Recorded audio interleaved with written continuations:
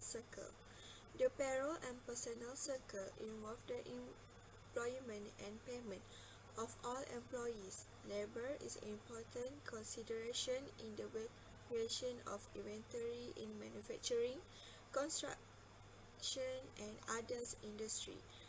Payroll has one class because the receipt of service from employee and the payment for those services through usually occur within a short time period. Next, we're moving to the audit objective related to the payroll. The overall objective, the audit of the payroll of and personnel circle is to evaluate whether the account balance affected by the circle and fairly stated in accordance with applicable accounting standard. Occurrence: recorded payroll payment are for work actually performed by existing employee. Next, completeness. Completeness existing payroll transactions are recorded. Secondly, accuracy.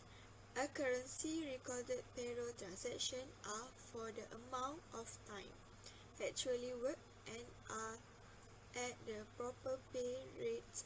Withholding are correctly calculated. Continue audit objectives.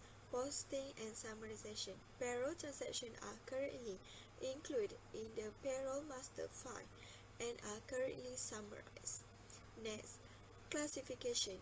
Classification payroll transactions are currently classified. And timing.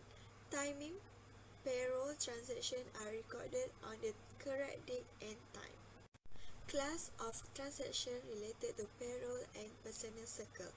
First, occurrence. Wages and salary are only paid to non-infection employees and for their work performance. Second, completeness. All existing payroll transactions are recorded in the payroll and accounting records. Third, accuracy. Wages and salary should be calculated based on work performance and terms of employment. Fourth, cut-off. Payroll transactions should be recorded in the correct period. Last but not least, classification. Payroll transactions should be properly classified. Hello everyone, the objective here would like to evaluate whether the account balances are affected by the cycle, which is the payroll and personnel cycle, are fairly stated in accordance with applicable account standards. What does mean by the applicable account standard? The applicable account standard means there must be a relevant account related to the payroll and personnel cycle. So here are the accounts related to the payroll and personnel cycle. First of all, payroll cash. Secondly, all payroll expenses account. Next was all payroll withholding account. And the last one, which is all payroll accrual account. So they're all the related account to the payroll and personnel cycle. So here you guys can see clearly the ledger or account related to payroll and personnel cycle. So they have 6 in total, the ledger of account payroll and personnel cycle. First of all, accrued wages or salaries or bonus or commissions. Second, cash in bank, direct labor, withheld income, tax and other deduction, accrued payroll tax expenses, and the last one is payroll tax expenses. So you guys can see the item in the column debit and credit in each of the ledger account. That was purpose of internal control in place to secure the exception. What I mentioned from the first panel, the exception divide into 5, which is occurrence, completeness, accuracy, classification, and the last one, which is timing. First of all, occurrence, proper segregation of duty between processing and personnel function. Adequate personnel files are maintained, and work or time record are approved by person of appropriation level.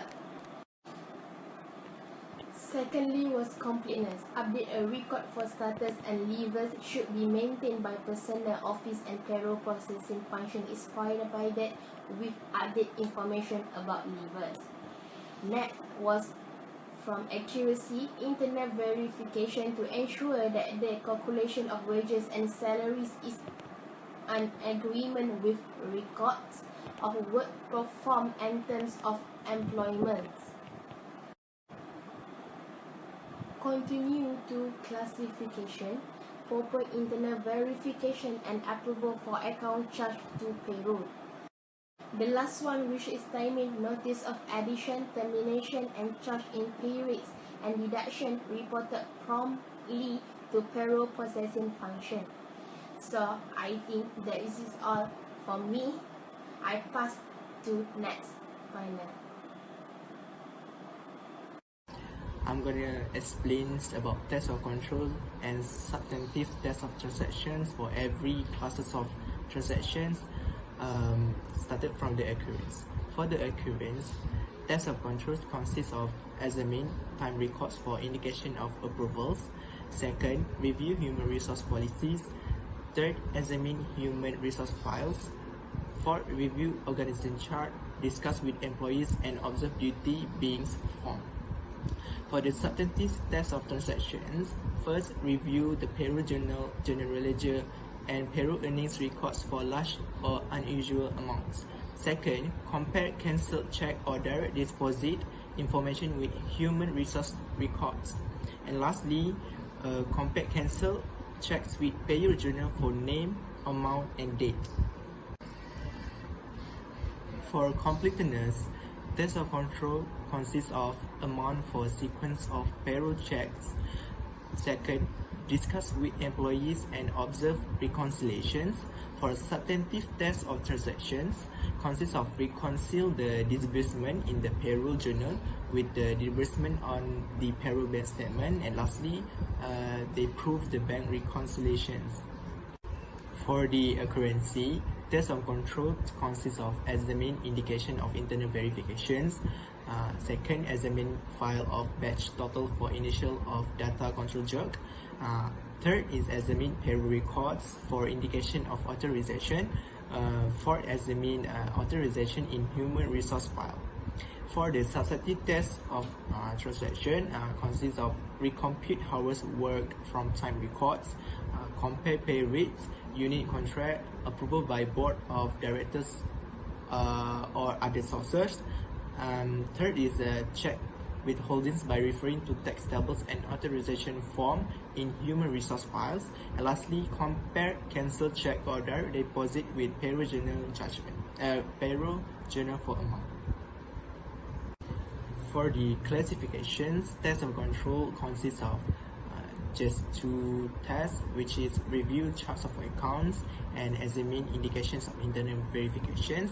For substantive test of transactions consists of compare classifications with chart of accounts or procedures manual.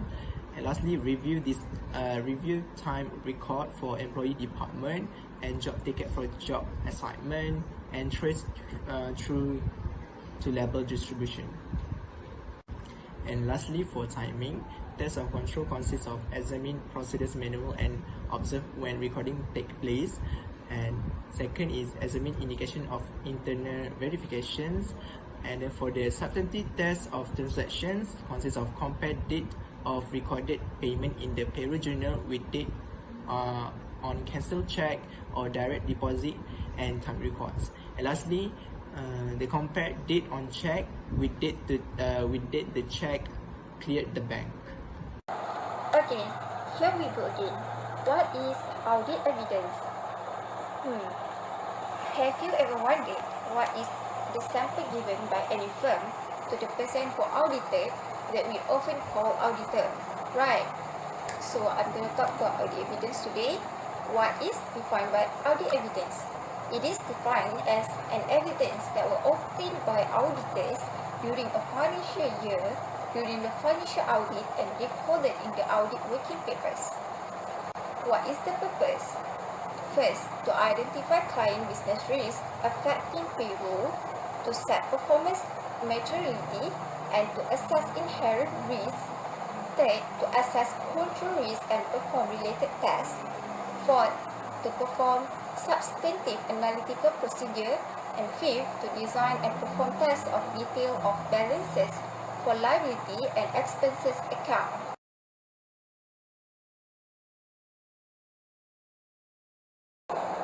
There are 7 types of audit evidence that often we made.